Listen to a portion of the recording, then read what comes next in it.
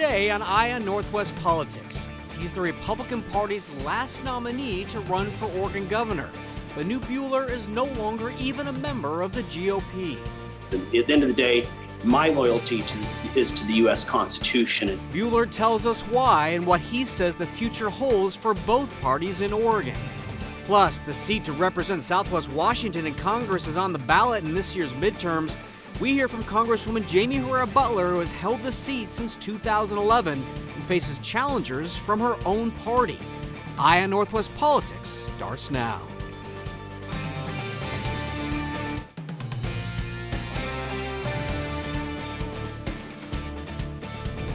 And thank you for joining us. This is Eye on Northwest Politics. I'm Dan Tilken. Kim Boddy is off this week.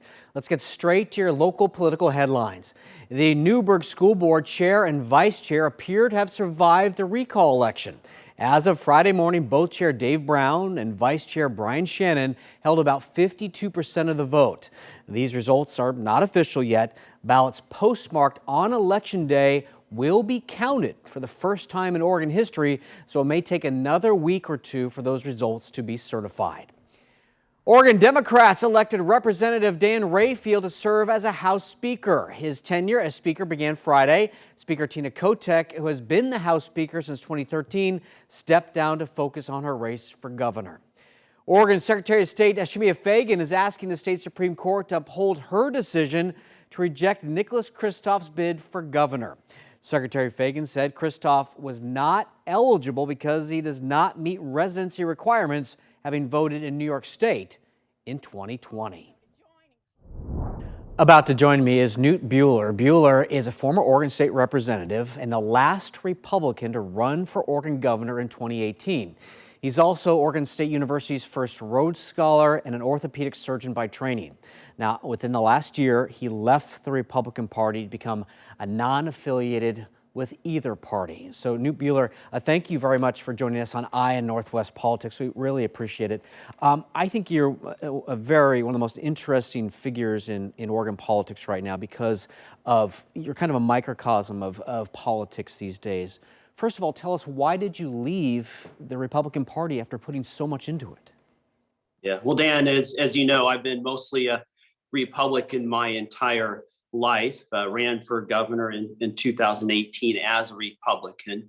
But the results and the aftermath of the January 6th attack on the Capitol was just too much. That was a troublesome and very damaging event for our nation's history. And then it was exacerbated, in my opinion, by the response of the Oregon Republican Party, who essentially created excuses for that behavior. And let me be clear, there is no excuse for a violent attack on the heart of our democracy. And so I figured I had to speak up.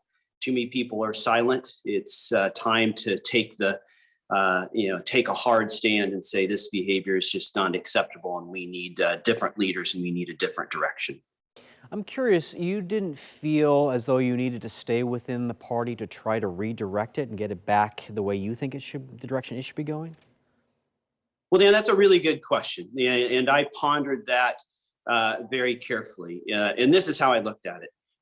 I spent most of 8 years put my orthopedic surgery and medical product design career on hold, rolled up my sleeves, helped candidates, ran for the Oregon legislature, won in an overwhelmingly Democratic district representing the people and city of Bend, and then served in the Oregon House and tried to change the direction of the Republican Party so it was more inclusive, a bigger tent, so to speak, so that you could grow the number of people who are attracted to, those values that I still hold dear. I'm a conservative at heart, a personal freedom, the rule of law, small, limited, but effective government. I tried really hard. And after 8 years, I felt the party was even farther from those core beliefs of mine, of those values, and unfortunately had more transition to a loyalty to person instead of principles and values. And at the end of the day, my loyalty is to the U.S. Constitution and no particular individual. And, by you leaving the Republican Party, you're not embracing the Democrats, though. Obviously, is what you've written in your on Facebook and in your stances so far. Explain that. Yeah, clearly, I don't believe in the core tenets, especially of the modern Democratic Party. This, focus on being woke, of certain political speak, of mandates and intrusion on personal freedom, bigger government, more regulation, abandonment of police and the rule of law. No, I'm a conservative at heart. The problem is I just don't believe we have a true conservative party right now in this state, and that's troublesome. And we need a different type of leadership. So one of the very interesting things about you is you have endorsed in December. You wrote a long piece, and I have it right here, endorsing Senator Betsy Johnson. For people who don't know, Betsy Johnson was a Democrat from Scappoose in Columbia County and Clatsop County, and she has left the Democrats, and she's running for governor as an unaffiliated. Explain that thought process and why you chose to endorse her. Yeah, I believe that we need a leader now who is loyal to the people of Oregon and not political parties or powerful special interest groups. And look, I was a colleague of Senator Johnson in the legislature. I always admired her leadership, her energy, her ability to be plain spoken, and boy, we need people who will call out lies and just call it as it is, both on the left and the right. And I have great respect for Senator Johnson. And when she threw her hat in the ring, it's like that's the type of leader we need. Someone who is loyal to the people of Oregon, not special interest groups, not political parties. One of the realities of running for office is it's hard to win if you don't have money. I just pulled up the figures, and it shows when you ran for governor in 2018, your campaign spent $18 million. Kate Brown's campaign spent $19 million for a combined total of $37 million. And that's just your campaigns. That doesn't include all the other groups that are spending money on the campaign to try to sway voters. How can somebody, an independent or an unaffiliated candidate, break through? Yeah. Well, Dan, that's a key question. Unfortunately, money is key to our political process right now. I think it's way too much, and we need to rein it in. But you have to play by the rules as they exist, not as you would like them to be. So that means you have to be a prodigious fundraiser to really run a competitive campaign in Oregon and in most places to be a governor. I do think that Senator Johnson, despite the handicap of not being attached to one of the major political parties, has the relationships, the experience, the years of public service that she'll be a very attractive candidate to lots of donors, both major donors and small dollar donors.